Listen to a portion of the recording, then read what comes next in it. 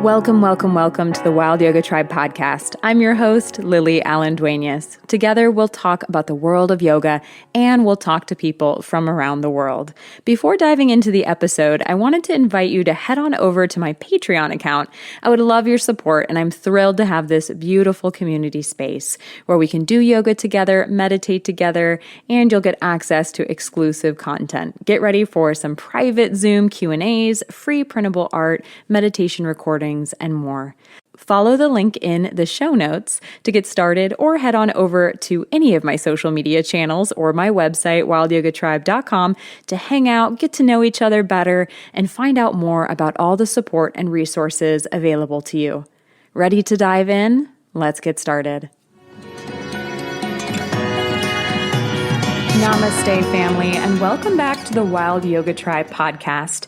Today, I am so excited to welcome Hamilton De Sousa onto the podcast today.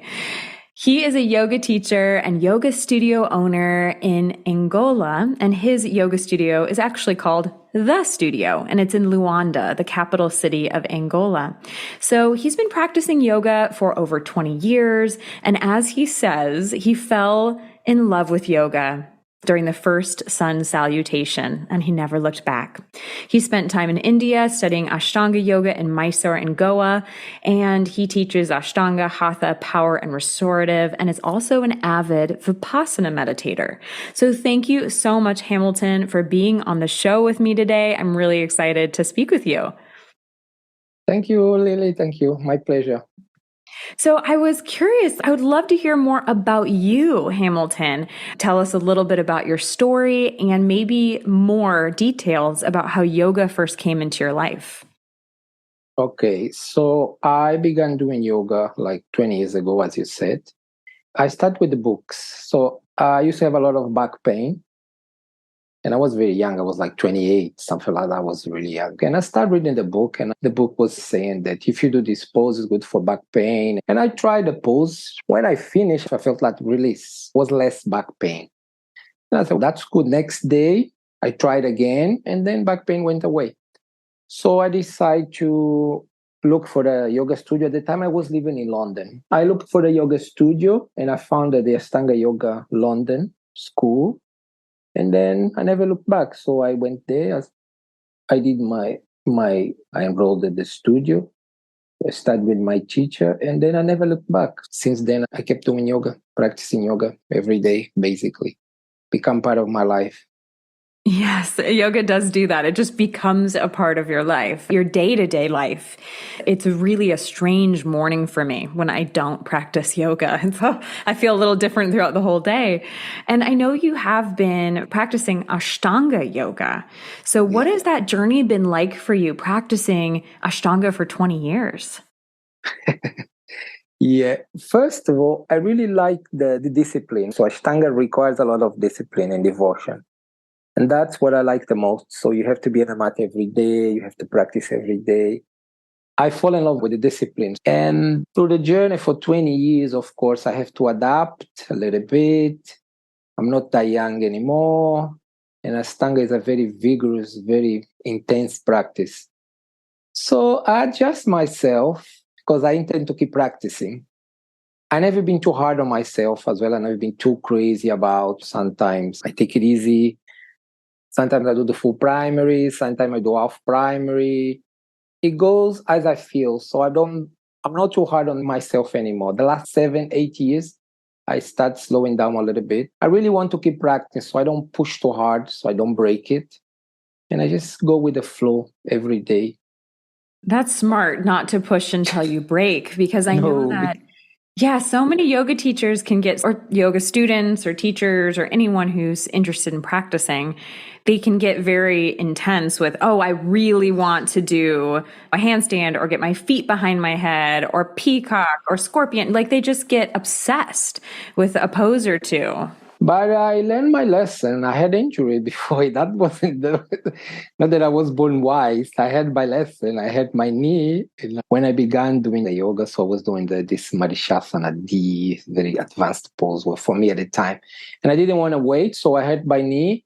And then since then, I start to, be a little bit more conscious about and not forcing and not pushing too much, listen to the body instead of listening to my ego or my head or my whatever. So I learn very quick. It teach me very quick. It is a humbling practice, yes. The body is an amazing teacher. It is, yeah. It is, yeah. If you have the wisdom to listen, yes, it is. It is. And so also I know, Hamilton, you have a background in fitness as a personal trainer. And so how do you think that your background in personal training and in fitness and teaching classes, how did that get you started into yoga, or how did it change how you teach yoga? What about that do you think infuses your practice or your teaching style? Yeah, so my job in London at the time when I started doing yoga, well, I had a back pain, even I've been a personal trainer, being very active. And I used to swim, cycling, everything still. I used to have a lot of back pain. But pain to be in bed. And I was very young. As I said, I was 28. I was very young. And I could not understand why I have so much back pain. So then I began to do yoga, and I still doing my personal training and teach group classes. I was very familiar with teaching because I used to teach aerobics, body balance, body pump, you name it, cross secret training studio. So teaching for me was normal already, not yoga, group classes. Then after 6 years of practicing yoga in 2 long trips to India, my second trip that I done to India, when I came back, I decided to take a course and start teaching yoga in the studios and gyms that I used to work in London. It actually was better for me, so it was more calm. I was more going to the vibe of yoga, so be more calm, more cool, more stretches, breathing, meditation. So, yeah. And then I moved to yoga. I still teach for classes like body pump. I still teach, and I still doing personal training. And I also use a lot of this Ayurvedic and holistic approach of yoga to my personal trainings as well, which works very well in terms of stretching. Sometimes I use meditation. It depends who comes to me, and I see what the person needs. If people come to me with depression, anxiety, and they want to lose weight, and I say, okay, maybe you should do yoga for the next 3 months and see how you go. And I gain so much knowledge through the years. So when people comes to me, it's like a medicine. I say, okay, maybe you need that. And I try that. We try that for 6 weeks, 2 months, and then I change again. So it goes, I don't give there's no one thing fits all. So it depends who comes to me and depends what they need. We have a conversation and we decide what to do. But yes, I use the personal trainer, I use the yoga, and I mix the two, and they work very well. At least for me, for my experience, it works really well. Yeah, I know a lot of yoga teachers out there have imposter syndrome. So just feeling, oh, how would I ever stand in front of people and tell them what to do? And I think coming from your background, it was more natural probably for you to get in front of people and guide them. Yeah. I also did a lot of holistic courses and Ayurvedic courses. I have 20 years and a lot more, because even before I was already studying anatomy, physiology. So I have a lot of knowledge, and I keep studying and I keep improving, and I keep this road. You never finish. You can't finish. You are still student. I'm still learning. Yeah, it's an endless practice, and we'll be a student of yoga for life. For life, yeah, we are yoga students. Even Patabi Joe used to say, I'm also student. I still learn with you guys. I'm also student. He used to say that. And he was like 90, so very old. Did you study with Patabi Joyce in Mysore? Yes, I did. What was that experience like? It was like a room full of 30, 20 people, 30 or 60 people. So he hardly touched you. He used to do guide classes, and sometimes he come in, usually be adjustments. But Mysore practice, you practice by yourself, basically. You go there. I was practicing by myself because 60 people, 80 people in a room. Just him and Sharat, 2 of them. So, but still the energy is different. Somehow you progress so much. Your body opens. You can do poses that you couldn't do it at home. I don't know. The energy is different in Mysore. This is amazing. Even it doesn't touch you. They don't do much, but you still, your body opens so much. The practice is different. You feel light. You feel like it feels different. I don't know. It's amazing. I'm willing to go back to Mysore soon. Maybe next year I'll go back to Mysore. Yeah, I hope so for you. And I've studied yoga in Rishikesh, and I've spent time in Ah, Dharamsala and in Kerala and okay. Amritsar. So I've never been to Mysore, and when I was in Rishikesh, I was doing Ashtanga yoga every day at yogashalas, but I don't know if that's where my energy is taking me. As you said, I'm getting older. Things aren't as easy, and I feel like I'm gravitating more and more towards Hatha instead of even vinyasa practices. So Yeah, yeah, energy yeah. shifts as time shifts. Yeah, it does. It does. I have days I go to the mat and I just do like few poses Hatha yoga. Sometimes I just do few poses, basic poses. What is more important for me is to be in a mat every day. That's what's more important. It's not to do the full primary or the alpha intermediate. It's to be in a mat. Sometimes I just go do Hatha yoga, sometimes just meditation. As long as I have a time for myself, that's what is yoga for me about. It's not really the full primary, That doesn't make me a better person. I don't think it does. I like that. The full primary doesn't make you a better person. No, it does not. Oh, I like that because I think it's such a beautiful reminder that not one yoga pose, if you get to it, it won't make you a better person. It won't Oh make you no, more what? calm or peaceful. That's for sure. It's about making time for yourself, as you said, Yes, time for it's about self-reflection. for reflections, time to be there, to feel, to connect. That's what's more important for me. If I can have a 5, 10 minutes a day, fine. If I can have 2 hours, I do full primary. I do. It goes as it goes. It goes as it goes. And so when you opened your yoga studio in Luanda, Angola, when you opened that, what was your community's response to that studio opening? Or was there a lot of yoga studios already open in the city? But yeah, when I moved back to Angola, there was no yoga studios in Angola. No, there was not even the yoga teachers here. I would say there was a teacher here the time I moved back to Angola, but she was sick and unfortunately she passed away. And then it was me teaching, and it was no many people knew about yoga. And I moved back here to open a yoga studio, and it wasn't easy. I used to have one student, two students. Very slowly, they start coming up one by one, telling their friends, family. And then I start building my clients. And then I established myself here. I was very lucky. There was an American lady. She moved to Angola and she was looking for a yoga studio or yoga teacher. And she found me. And she the one who brought me a lot of students, a lot of foreigners. So the first 5 years, 80% of my students, they were foreigners. There was like people who worked in Angola, like people from America, Canada, London, whatever, all foreigners. Because the Angolans, they wasn't really very much into yoga, the Angolan people. And yeah, and then after the COVID, then it changed a little bit. Now I have more Angolan students. I have more, like it's balanced. I have 50-50. Now I have 1, 2, 3, 4 yoga studios. I was the pioneer. I would say I was the pioneer here. Now we have 4 yoga studios and I like it. I feel my students now, they teach. The students that I used to taught then, they teachers now. They did courses now and then they are teachers now. So I feel happy. I'm very happy. I'm happy it's growing. Why do you think it's getting more popular? Ah, people going mad. People need something. People are going mad. People are going crazy. People are a lot of stress and they just work. They start questions. What's the purpose of my life? What I'm doing here? A lot of people come to me. They all have a kind of this crisis, like existential crisis. I talk to them and they say, "Yeah, Hamilton, I don't really know what to do with my life. I have a job, but I'm not happy." They start doing yoga. Some of them, they stay. They like it.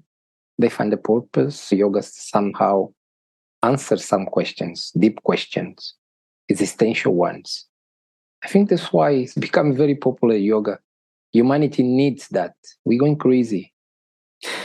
Are we going crazy because of the technology or the Everything, environment? Everything. everything. Relationships, friends, family, jobs, everything. I think it's too much. Everything going so fast. And I think, as they say, the energy in the planet is shifting. People are becoming more aware and more people are awakening and they see, okay, what's the purpose of my life? Just to work, pay bills. What else can I find? They're looking for spirituality. They're looking for answers, deep answers. And yoga have all these answers. is one of them, but you can find somewhere else as well. But yoga was made, I think, for that time as well. That's a very powerful thing to think about. What's going on energetically with the whole world, and how is yoga important? Yeah, it's popular. I don't know. I don't want to get wrong, but I think, I don't know, 30 million people. I don't know how many people do yoga every day. I can't remember. I was Googling the other day. There's a lot of people in the world doing yoga every day. Lots, thousands of people doing yoga every day. So, and Angola could not be, forgotten. So Angola also, people are, we are humans. Doesn't matter if you're Angolan, if you're black, if you're white. You all have questions. You all have the same feelings. And I think people need yoga. Yeah. And my mom, if I'm honest with you, Hamilton, my mother said, "Oh, really? You want to really become a yoga teacher and make a business out of that? Really? Don't you think it's just going to not be popular soon? It's so popular now. Won't it stop becoming popular soon? It's just a trend." That type of dialogue we had. Yeah. And it was like, no, I feel very certain in my heart that yoga is not a trend, and it's not something that next year is going to disappear or go away. I think you're right. No. People are calling for it. They're needing it, and they're finding medicine in it. Yeah, it's medicine. It is. If you do the right yoga, if you do the right yoga for you, because not every yoga is. I don't think every yoga is for everybody. It's yoga for everyone. You need to give the right amount, the right type of yoga, I think, for the right person. It's not. At least for me, I look to people and I say, okay, maybe you need something more cool, something more relaxing. It needs more restorative because it's full of stress. So I'm not going to give him Ashtanga yoga because it's just going to burn him out even more. I play a little bit with the sequences and then with the poses, and to give the right amount to the right person at the right time. Otherwise, it won't help as well. So you got to be careful with what we give to people. But yes, it is medicine. It is definitely medicine.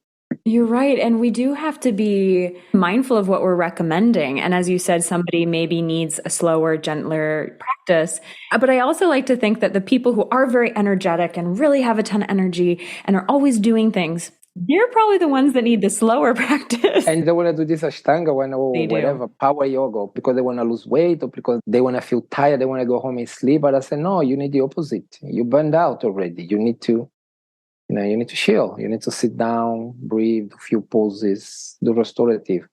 And some people, they come here, they fall asleep. Yep. I have clients, they pay me to sleep. They say, Hamilton, I just come here to rest. I come here to sleep. I give them a few poses. I let them there for 3 minutes, 5 minutes of each pose. They go, Hamilton, I wish I could take to my house because that's the only place I can really disconnect and sleep and have a rest. And Hamilton, a question I do like to ask every guest that I have on the show is, what is your definition of yoga? Yoga is a science that helps human beings to evolve. Yoga is a method that helps human beings to develop, to evolve, to be a better being, to self-discover. I would say is a self-journey, it's a self-inquiry practice. You study about yourself, and then you will find who you really are. The word yoga means union, but yes, is union between my individual conscience to the universal conscience. I think yoga takes you that. As an individual, I become aware of the single and the unified conscience where I come from, where everybody comes from. I think is the path to take you that. Is one of it. There is more, but yoga is one of them. Helps the human beings to develop, to evolve, to grow, to connect with the God or whatever you want to call. I think that's for me, yoga. Beautiful. I love that when people remind us, like you just did, Hamilton, that yoga is the union of the individual consciousness to the cosmic or the ultimate consciousness. Because often at least in the US and in the West, people interpret yoga as a union of mind, body, and spirit. And that is just like the surface level, right? That's definitely a step we take. But it's that forgetting that it's the small into the large, the individual into the cosmic. Yeah. It is when you do the asanas, you become aware of your body, like you become self-aware of your body. Like in time and space. Become aware of your body on time and space, how you do the movement. But then as you go deeper, you can start becoming aware of your own thoughts, of your own consciousness, and then you start going deeper, and then you become aware of the self, the real self, and then you become aware there is more than that. You can be even bigger when the self-awareness become aware of the cosmic, and then you want to connect with that, and that's the goal of yoga. You become one with all, because we only one. We just separated, but we only one. Yeah. There's only one thing that exists. But so I'm going too deep now, but I already have that experience, so I don't want to go to this experience of oneness. I already have that, and yes, we are only one thing. Wow. And was that a realization you had during a Vipassana? No, actually, no. That was the time that I was going to a crisis. I was like, my mom was passing, and I couldn't really understand why. She was so young. She was like 52. She was my age now. I'm 52 now, and she was passing away with cancer. That was when I started doing yoga, Ashtanga yoga. And once I finished the practice and lie down, and I said, so just tell me what happened, why my mom, why she has to die so young. And I closed my eyes and I just went to the meditation. And then I had this feeling that I left the body. I left the body and I went to the clouds, to the sky, deep, like the speed of light. And I went into the sun, I would say. I went inside the sun. That's the experience that I have. And the sun sent me back to the earth. And I was everything. Because the sun touches everything. So I was everything. I was the gazelle. I was the grass. I was the river.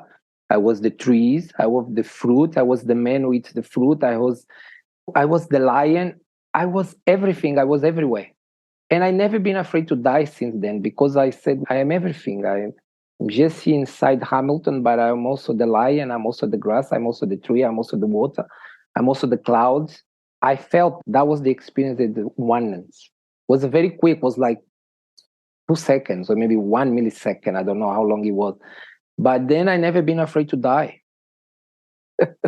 I'm afraid how I'm going to die, but I've never been afraid to die since that day. That was my experience of oneness. Yeah, that's profound. And to have those experiences are so rare and unique and personal. It wasn't a blink of eye. It was so quick, so fast, the experience to go into the sun and come back and touch everywhere. It was in everywhere, everything. So, Hamilton, I'd love to hear too about some of your experiences in Vipassana. If some of our listeners maybe aren't familiar with Vipassana, it's something I've done myself too. I've done the SN Goenka and the Mahasi in Bali and India and Sri Lanka. So I've done multiple Vipassanas, just like you have, Hamilton. But I'd love to hear in your words, what is a Vipassana like and what kind of transformation or what did you learn from it? What was the purpose of doing a Vipassana for you? Okay, the first one in Bangalore. I was there studying with Patabi Choice, but he went away because he does his tours to Europe. So he went away, and I had 3 more weeks in Mysore doing nothing. And a friend of mine told me, Hamilton, why don't you go and do Vipassana? I mean, you stay there for 10 days, they give you food, so you just meditate. Just go and try something. I said, okay, why not? I'll go. And I went. So let me see what it's all about. 10 days, I go. Was the best thing I done in my life, honestly. I thought like they gave me a diamond. But I finished the course, Goenka, the discourse he was giving every day. I said, this guy is giving me something so precious. When I finished the course, I said, they gave me a diamond. I have to look after this diamond for the rest of my life. And I felt so good. The first time in my life, the last the 9 and the 10 day, I had no pain. For the first time in my life, like for 20 years or many years, I was suffering with the pain. I had no pain. I was only feeling very subtle vibrations, very clean vibrations. And I said, wow, this is amazing. And I kept practicing. Till today, I practice. Even sometimes I only 5 minutes, but Vipassana was the best thing I've done in my life. I don't really understand what happened. I just follow what Goenka said, and it works very well for me. Last one I done was last year. I went to Toronto, And I took 10 days. I'm going to Toronto again. I'll do it again. But I want to do 20 days or maybe 2 courses. I'm going to serve and I'm going to sit. I love it. I love it. That's beautiful. How I usually think of my Vipassanas is like a crucible or a pressure cooker. Like by spending 10 straight days with no eye contact, no speaking, no stimulation. So for our listeners, that just to know there's no books, no pens, pencils, paper, there's nothing to read or do. It's just meditating, that's really it. So it's about 100 hours of meditation, seated, sitting meditation in 10 days. So 100 hours in 10 days. And that time, wow. A rice cooker, a rice pressure cooker. So much goes on in your head, in your body, in your energy, and it's different for everyone. But I think it's almost guaranteed to have some type of transformational effect. I agree with you. Yes. Every time I finish Vipassana, I feel like, wow, I feel like I had a diamond and I have to take care of it. And I go home and I practice. I actually like to sit down and be quiet. I really like it. Shut my eyes and just close my eyes and just breathe, stay there quiet, observing. Yeah. I love how you're saying, Hamilton, that it's like you get a diamond and you have to take care of it. Yeah, you have to take care of it. Beautiful, beautiful image for me. Every day you have to polish a little bit. It's like you have to go there every day and polish a little bit so it keeps shining. Otherwise, you get dust and, you have to clean it every day. You have to take care of it every day. And by clean it and take care of it, you mean meditate and yoga and time on the mat. Yeah. Yeah. Do like you sit in meditation like Vipassana, observing sensations and stay there. Actually, I think every human being is a diamond. We all diamonds, which is a lot of stuff at the top of us, but everybody has a light and everybody should be shining. It's just a matter of you really realize that you're a diamond and you start doing your work. Because the light is with everyone. Everyone have a light. Yes, everybody is a light, 100%. And in Buddhism, they often say that we're looking at ourselves in the mirror, but the mirror is so dirty. And so our practice is just to gently, slowly clean the mirror. It's not like you have Windex and a paper towel and you just can clean it. It is years of generational traumas, narratives, stories that you just one by one remove. So from the mirror, that's a metaphor I'm very familiar with, but yours with the diamond is just so beautiful, Hamilton. I love that. Yeah, thank you. And I also want to ask for our listeners, as well as myself, there are people who are tuning in who don't know too much about Angola as a country, as a place. Can you share with us more about Angola? Yeah, Angola is a very interesting country. It's like India. It's almost like India. There's a lot of pollution, very dirty, a lot of mess, a lot of poverty. But we also have good things. We have nice beaches, nice people. People are friendly, like India. Very easygoing people, very friendly. Angola is almost like India. You hate it or you love it. Anymore, it's a big city now. We like 28 million people living in a city in Luanda. Yeah, it's a busy city, crazy, like every other city. I've been here for 12 years. I was born here and I moved to London and then I moved back here. So it's my hometown. What age did you move to London? I moved to London. I was 18.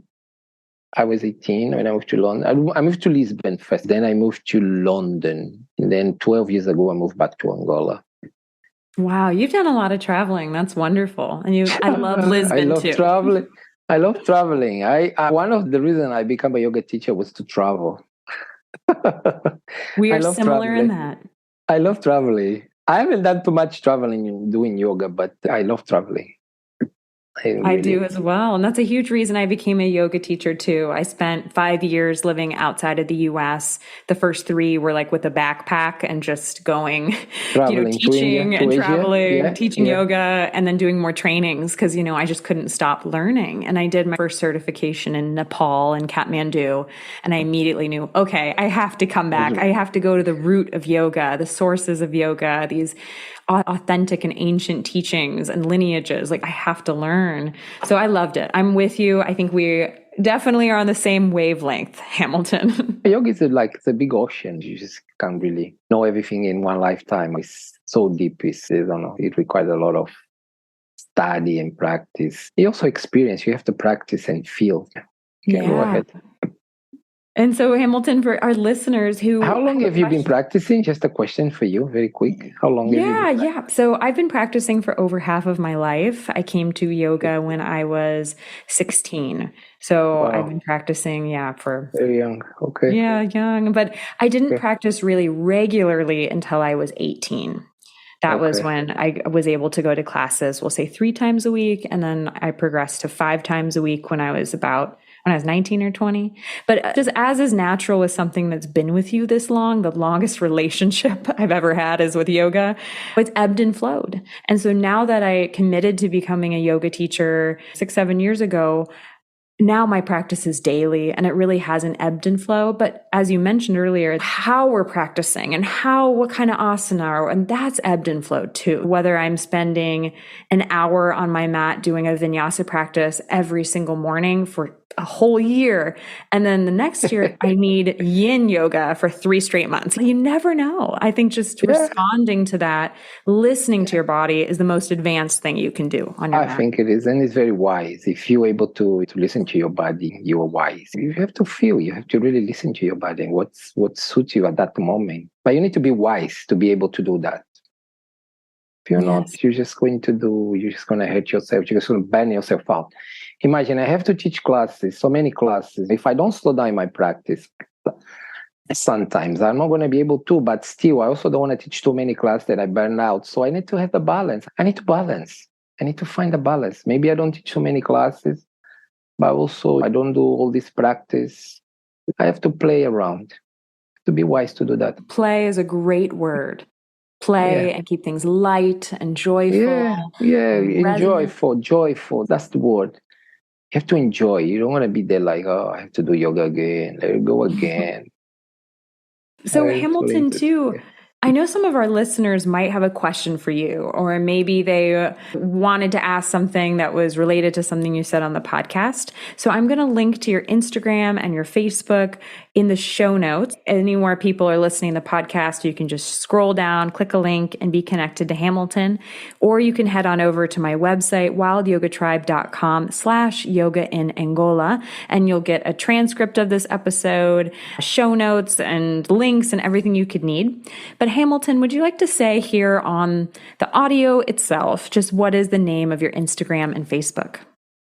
My Instagram name is Hamilton De Sousa, Instagram as well, Studio Angola. And I have book one, is also the Studio Score Yoga Luanda. Perfect. Okay. So Hamilton, it has been such a joy to be with you today. I have loved this conversation. It's been so organic and natural. And I've loved your words and your metaphors. Yoga as an ocean, Vipassana as a diamond. I think you've been just so great to be with you. Thank you so much. My pleasure. Thank you. You're really good. Very good. I'm very happy you invited me for this wonderful talk today.